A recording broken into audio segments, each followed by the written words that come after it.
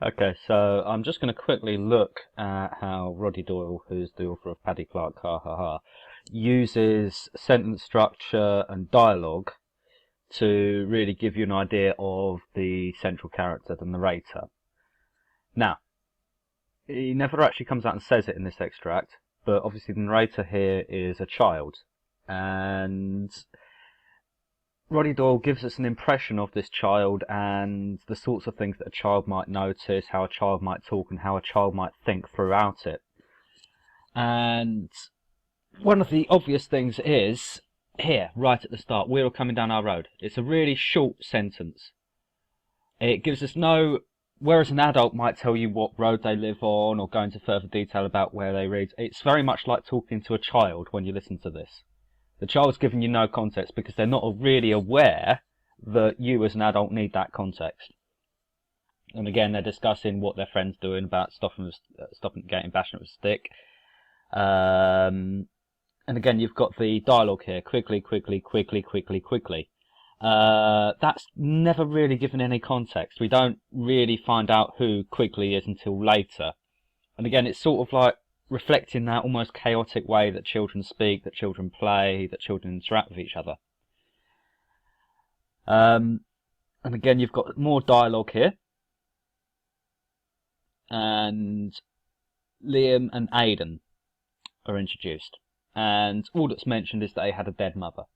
So again, this is from the child's point of view. There's no real discussion around that. The child doesn't really wonder about the dead mother. They're just stating it as a fact. It's something they've been told. And the reason why that it's put there, and the reason why the author's chosen to put it there in the middle of the paragraph with no real context, no real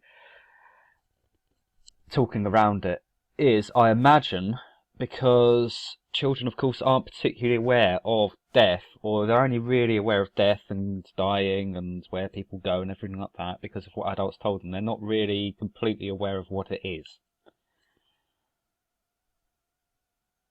And again, you can see this here as well, where the two children are saying, it'd be brilliant, wouldn't it? And yeah, said Kevin, cool. They're not really aware of the impact. Of course, they wouldn't find it brilliant if their own mother's died, but because they don't have that cushion of experience and emotion that adults have got, that's very much reflected in the piece. And again, he goes back to talking about, we're talking about having a dead man. And again, he does something very interesting here because he uses the narrator, the child narrator, to give us more information. But the child themselves isn't questioning it. As adults, we're expected to put it together and sort of see around it in a way. So it's saying Liam was in my class at school, so Liam's one of the children whose mother's dead. He dirtied his trousers one day. The smell of it rushed at us like a blast of heat when the oven door was opened. So nice use of simile there.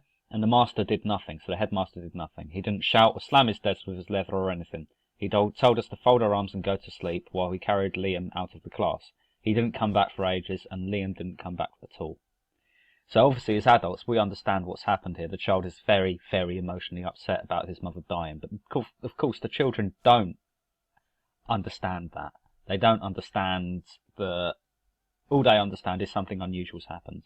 This child has dirtied his trousers and had an accident. And weirdly, the headmaster hasn't punished him for it. And one of the children actually mentions that later on. He says, if I did a kick in my pants, he'd kill me.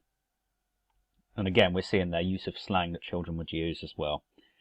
And then going on to say it's not fair. It's really, really not fair.